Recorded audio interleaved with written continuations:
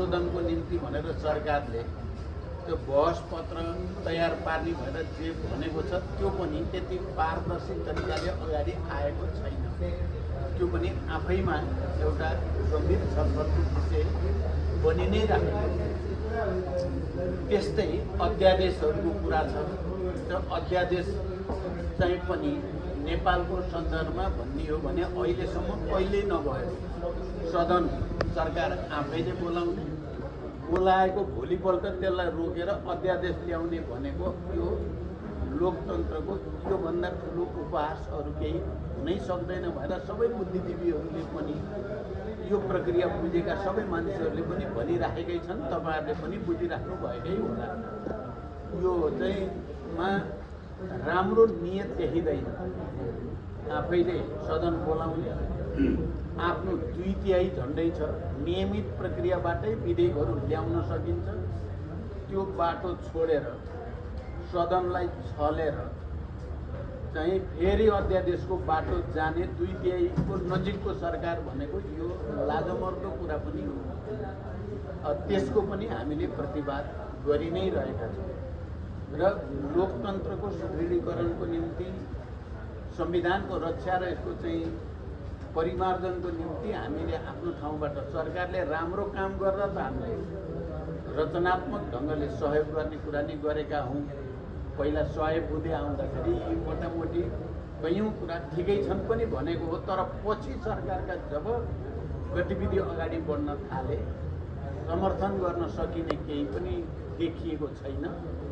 बरु विरोध गर्नुपर्ने, प्रतिवाद गर्नुपर्ने, जनताको तहबाट पनि आवाज उठाउनुपर्ने धेरै कुरा देखिन गएका छन्। मैले त सदनमा सरकारलाई अहिले आलोचनाको रूपमा अलिकति सतर्क हुनको निम्ति सुझावको रूपमा कुरा राखेको छु। तर सरकारले यी कुरालाई गम्भीर रूपमा लिएन भने हामीले सदन सडक सबैतिरबाट प्रतिवाद गर्नुपर्ने अवस्था आउन सक्छ। तपाईँ पत्रकार साथीहरूले पनि पक्कै बुझिराख्नु भएकै होला। किनभने सुर्खेत पनि एउटा केन्द्र हो हैन, कर्णालीको एउटा केन्द्र हुनुको नाताले तपाईँहरूले चाहिँ लोकतन्त्रका पक्षमा, गणतन्त्रका पक्षमा, समावेशी समानुपातिकताका पक्षमा आवाज उठाइराख्नु पनि भएको छ। अब अहिले संयोग कस्तो परेछ भने यहाँ हामी सुर्खेतमा अब कमरेड माधव नेपाल, कमरेड नारायण काजी श्रेष्ठ लगायतको हाम्रो नेताहरूको टिमै आएको छ।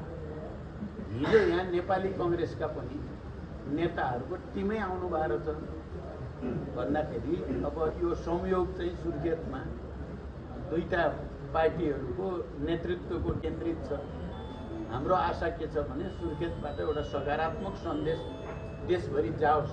तपाईँ पत्रकारसँग भेटघाटमा पनि मैले अहिले धेरै कुरा भन्नु छैन। तपाईँको केही जिज्ञासा छ भने राख्न सक्छु। समितिको बैठकले आफ्नै पार्टीलाई चाहिँ पुनर्गठित गर्ने र महाधिवेशनसम्म लगेर विचार, राजनीति, सङ्गठन हरेक दृष्टिकोणले नयाँ पार्टी बनाउने एउटा निर्णय गरेका छौँ। दोस्रो, कम्युनिस्ट आन्दोलनको एकता गरेर जानुपर्दछ। किन वामपन्थी आन्दोलन यो चुनावपछि पक्कै पनि धक्का खाएको छ र एकताको आवश्यकता देखिएको छ भनेर नीतिगत निर्णय पनि हामीले गरेका छौँ। तपाईँले सोधे जस्तो यो नीतिगत निर्णयको साथसाथै विभिन्न वामपन्थी समूह र नेताहरूसँग औपचारिक अनौपचारिक छलफल भइ पनि राखेका छ। तर तत्कालै एकता भइहाल्ने, एउटै पार्टी बनिहाल्ने अवस्था त बनेको छैन।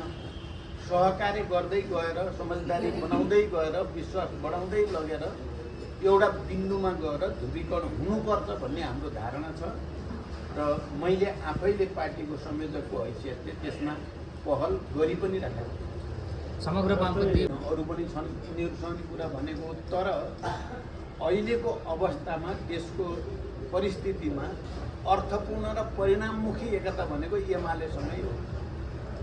अहिले यो प्रदेश नेकपा बनाएर 2/3 नजिक पुर्याएको पनि हाम्रै नेतृत्वले हो।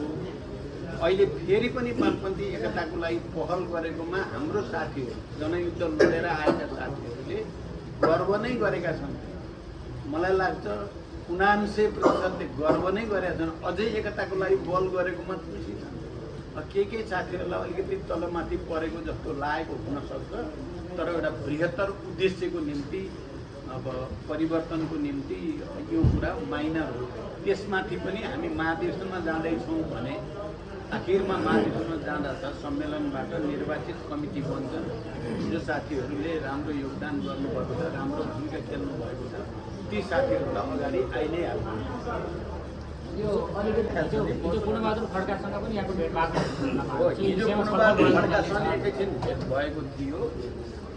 पहिला चाहिँ पार्टीहरू, प्रमुख पार्टीहरूले सरकार, प्रदेशको सरकारहरू हामी मिलेर बनाऊ भनेर कहीँ कङ्ग्रेसको तर्फबाट, नेपाली काङ्ग्रेसको तर्फबाट, कहीँ नेकपा एमालेको तर्फबाट प्रस्ताव हामी कहाँ आउने गरेको थियो, आइराखेको पनि छ। तर हाम्रो पार्टीले र संयोजकको हैसियतले मैले चाहिँ त्यसलाई इन्कार गरेको छु। अहिले यो वा त्योसँग मिलेर सरकार बनाउने खेलमा हामी छैनौँ।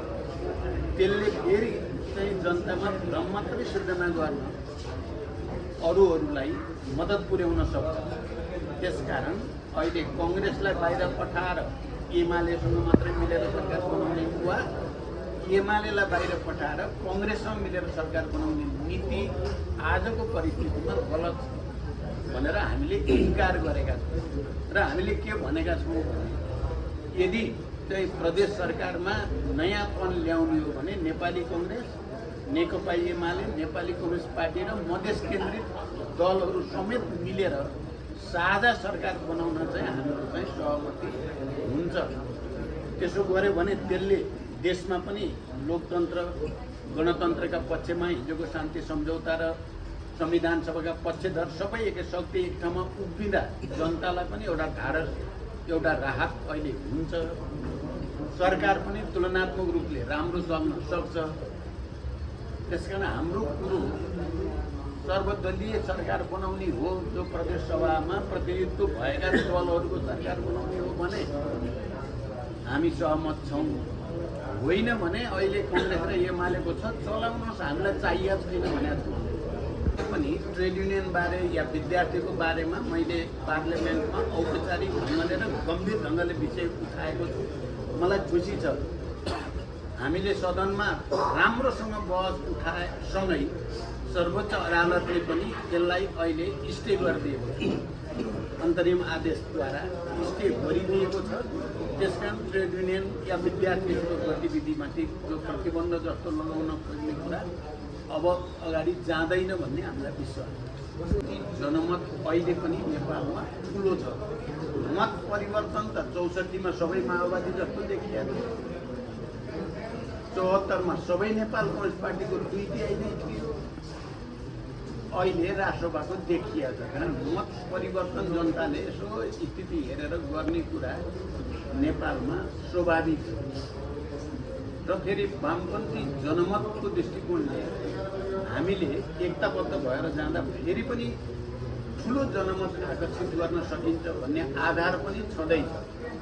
त्यसकारण एकचोटि असफल भयो भन्दैमा या दुईचोटि असफल भयो भन्दैमा तपाईँले माकुराको कथा त पढ्नु होला नि, माथि चढ्नु पर्दा कतिचोटि बल गरेपछि